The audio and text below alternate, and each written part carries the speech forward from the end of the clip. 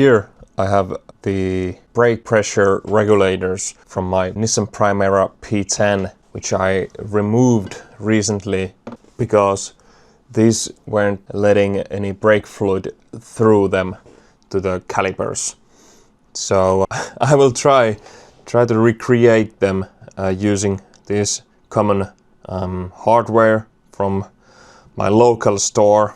I have some thread here, M6 I think, some corner pieces here, some springs which are about the same size as the original one, some washers, nuts, and some metal platings, and also of course I have the regulators that is here, this piece here, but it's in the post currently, so I will show it a bit later, but I can make the bracket in the meanwhile.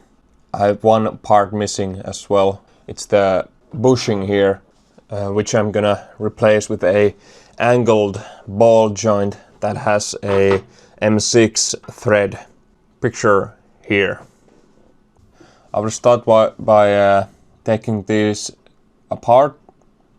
Of course, these are only one-sided, so I will collect these on a separate containers for the parts at least. Then I will start recreating these brackets for the new brake system. And also, if you're wondering why I don't just buy a OEM one, well, that is because this car is over 30 years old and there are literally no cars like that on the even in junkyards. I only found one of these sets on sale, and they were both like summed 200 euros. So I'm not gonna pay that just to have some brake parts. As I dismantle these, I should probably explain what these are and what they do, as they aren't really common on all passenger cars. In short, this is a spring-powered brake force adjuster that changes depending on what the rear axle is doing. For example, if your trunk is full of heavy stuff, the rear end most probably goes down, making the brakes more powerful. And with heavy braking, the rear end usually lifts up, making less power to the rear brakes. The idea is that the rear tires won't lock up so easily during an emergency braking.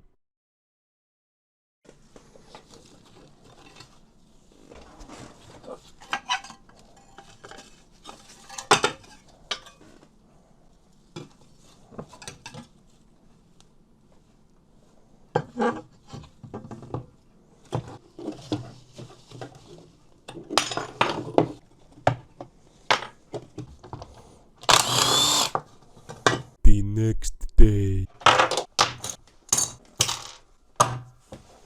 Let's start with the driver's side. Last time we put those in as little parts as possible. I'm just gonna grab just one part and try to make a similar one with my hardware here. I think I'll start with the spring part and the lower brackets. First of all, I'm gonna measure here. That will be cut from this thread stick here, about there in the middle, and at the end here. There. Just gonna cut two of these. Oh, that was easy. So I have two of these now. That's gonna be the center of the spring.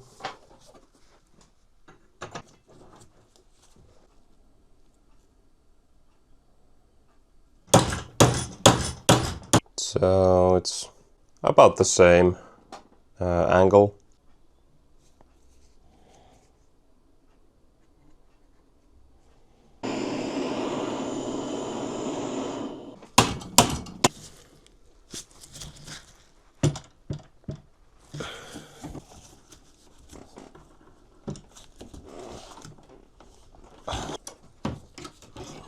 Well, it's almost the same, so I'm gonna call it perfect.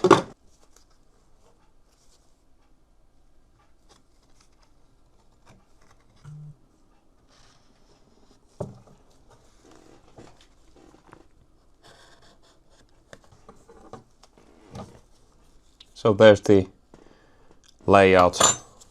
It's gonna be about there. That is about the form I was looking for. The ball joint here lines up almost perfectly to the top part here. The regulators came in the post today. Let's see what's inside of them.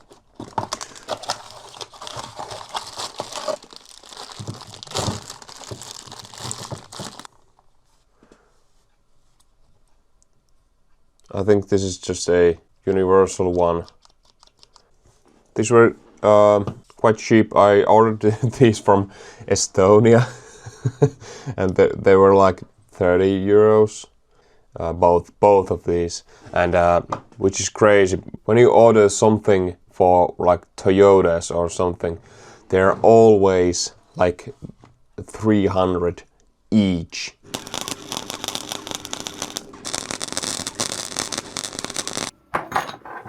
Yeah, my welding skills still are a bit bad.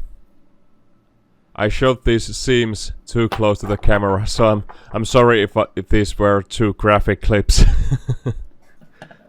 I just welded the M6 rod and the ball joint together and some washers to the springs so the M6 rod will stay in one place. I'm just quickly assembling this to see how it compares to the original one.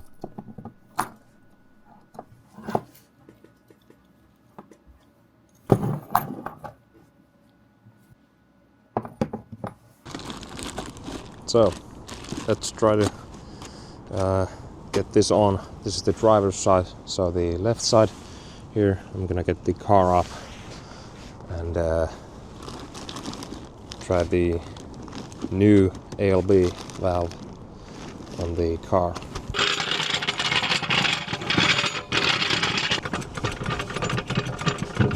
So this is about how the original goes. What I must do with the new one is get it lined up with this bottom one, but these lower threads here, they are completely gone, so I'll have to make new ones with this tool. And first I have to drill the hole for a M6. They will take a normal M6 bolt afterwards. It needs 9mm drill bits.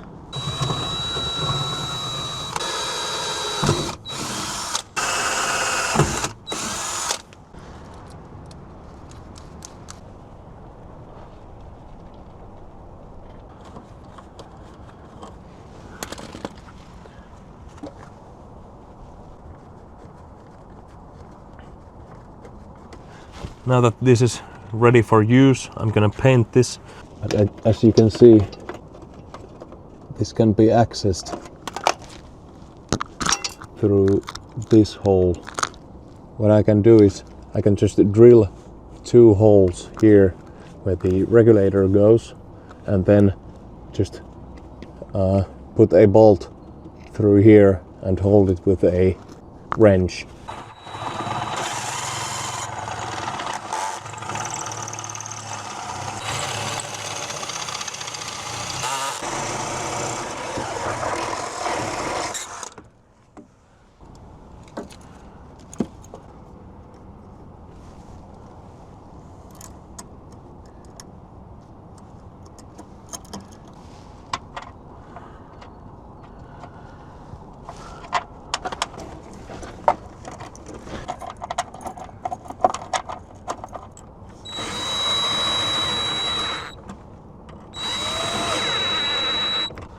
So I think that looks almost OEM. It's good, and the lever has enough room here to move. I think I cannot get this any better than this. I was thinking for the lower thread here, I'm gonna just scrape the metal with a knife so I can see where the area is and then measure the distance of the thread.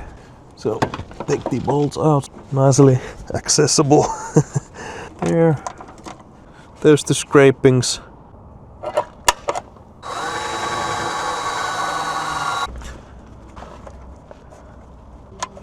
There.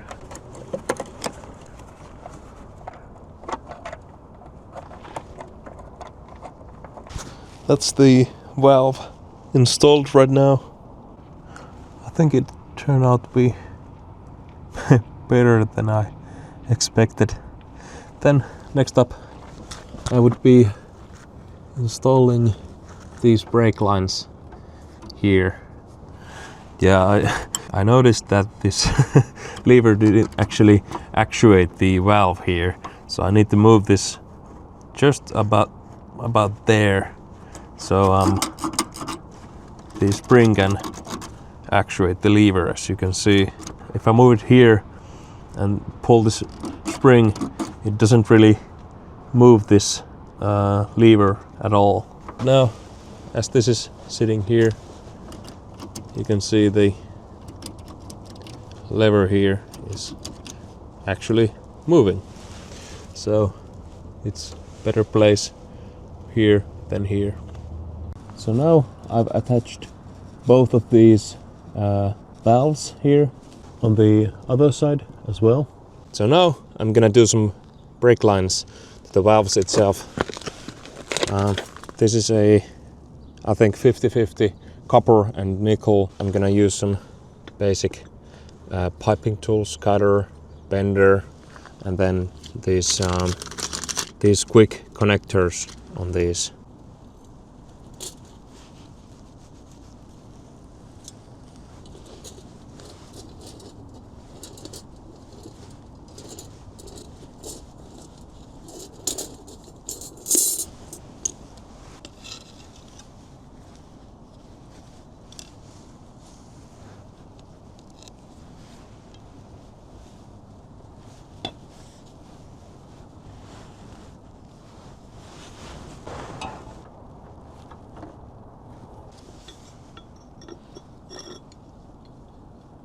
.45 maybe.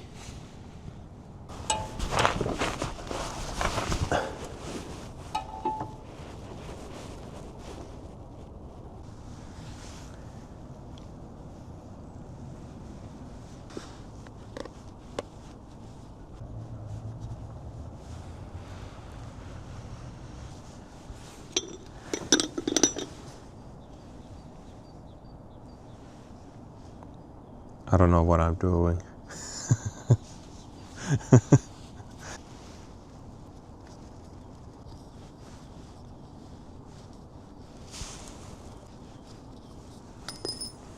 So this is the finished product.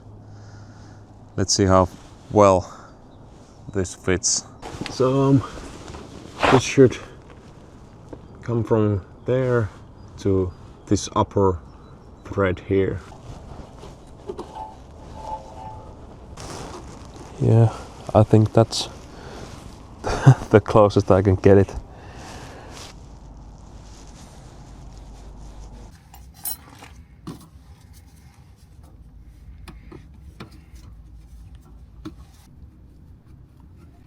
You might see my breath steaming, and that's because this was filmed early spring at night, so it was kinda cold.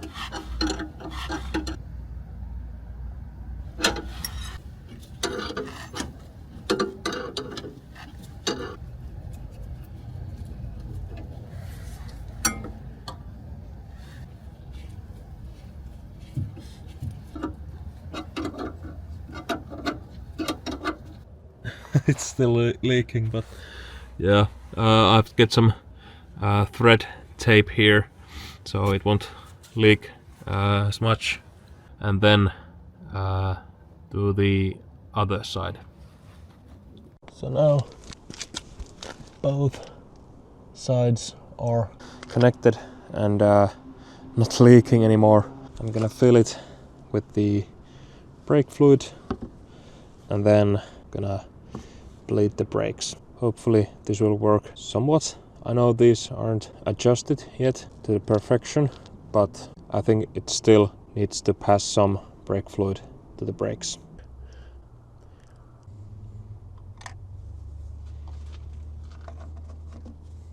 This is the first side. I'm gonna press the brake now.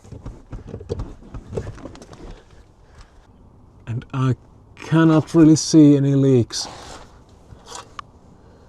No, there's no leaks. Okay, for some reason this side is far more harder to get it sealed. So it seems to be this connector here. That's the one leaking, yeah. And this seemed to be dry, the lower one.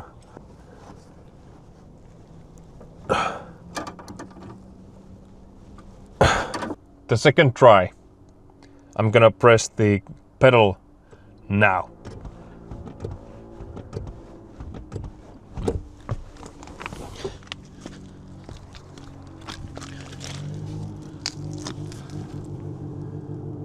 And it seems to be tight now.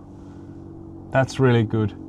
So now that both sides are sealed, I'm gonna use some metal protection paint because these are cast iron, not aluminum, so they will rust, and I don't wanna do this job ever again.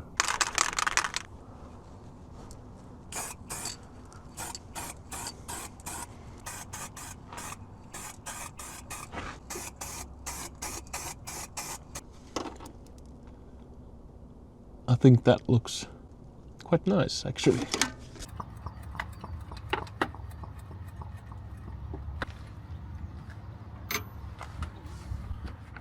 So, as I'm bleeding the front brakes in the background, I'm going to tell the results.